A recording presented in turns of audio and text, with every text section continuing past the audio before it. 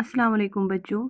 ये वीडियो मैं class 8th के लिए बना रही हूँ। मैं उनको उनकी दरसी किताब का एक सबक मिर्चनामा पढ़ाने जा रही हूँ। ये सबक जो है ये एक इंशाया है। इंशाया मैंने आपको बताया कि इंशाया हम किसे बोलते हैं। जैसे आप उर्दू में इंग्लिश में ऐसे लिखते हो वैसे उर्दू में इंशाया लिखा जाता है।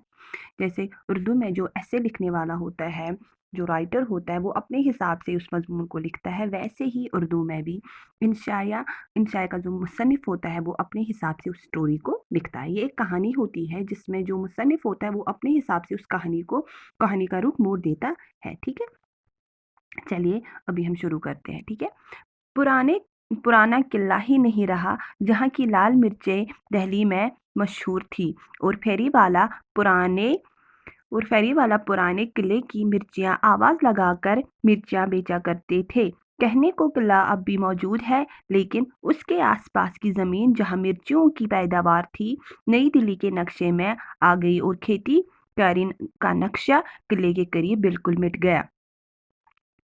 खुदा की मार, मुंह में आग लग गई, आंखें पानी में डूब गई। ये सालन है या मिर्चियों का अचार है। दिल्ली वाले खबर नहीं इतनी मिर्चियाँ क्यों खाते हैं। दक्कन, मद्रास और दिल्ली के सिवा सारी दुनिया में मिर्चियों की इतनी ज्यादती नहीं कहीं नहीं। कहीं काली मिर्चियों का रिवाज है, कहीं सिरे से मिर्ची खाते नहीं। मगर दिल्ली अहल तेरी पना, ये सालन में लाल मिर्चा ना हो तो दिल्ली वाले इसकी सूरत पर नाम धर देते हैं, नीली पीली शक्ल बनाते हैं। दिल्ली वाले हरी मिर्चियाँ रूखी खाते हैं रूखी खाते हैं नींव में कतर कतर कर कुचूमर बनाते हैं, अचार में डालते हैं। लाल हो जाए तो दाल सालन इससे पकाते हैं। सालन की लाल लाल रंगत की तारीफें की जाती है, जो मिर्ची की तेजी से हर वक्त सुर्ख रहती है। लाल मिर्च का पौधा 1.5-2 फुट का ऊंचा होता है।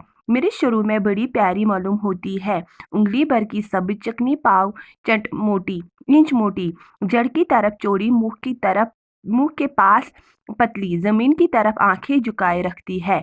चंद रोज में बढ़ते 2 इंच डाई लंबी हो जाती है। बचपन की सब्जी जवानी का सुर्ख लिबास पहनती है और हरे हरे दरख्तों में लाल लाल मिर्चियाँ ऐसे मालूम होती है जैसे सब्ज सांड में लाल लाल फूल या रोशन के सब्ज झाड़ में सुर्ख रंग की कलमें लटका करती है। बेचारा दरख्त तो अव्वल से आखिर तक सब्ज ही रहता है। खबर नहीं मिर्च में ये जवानी कहाँ से आ जाती है कि मरते दम तक लाल रहती है। शायद शायद मिर्च के दरख्त का जिगर भी लाल होगा और उसने इसको काट कर मिर्चें बनाई होंगी।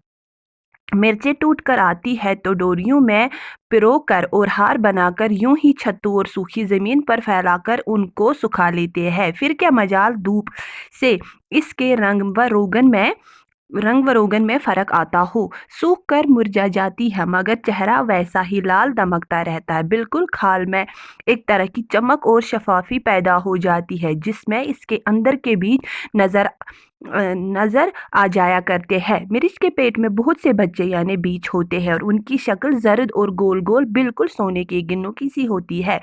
मिर्च खाने की चीज नहीं, इसको तो खेत में दिखाना चाहिए, मगर खलकत खाती है। लाल मिर्च मादा जिगर मसना दिल व दिमाग को बेहद मुज़िर है। इसका नुकसान बहुत आहिस्ता आहिस्ता होता है और मालूम नहीं होता।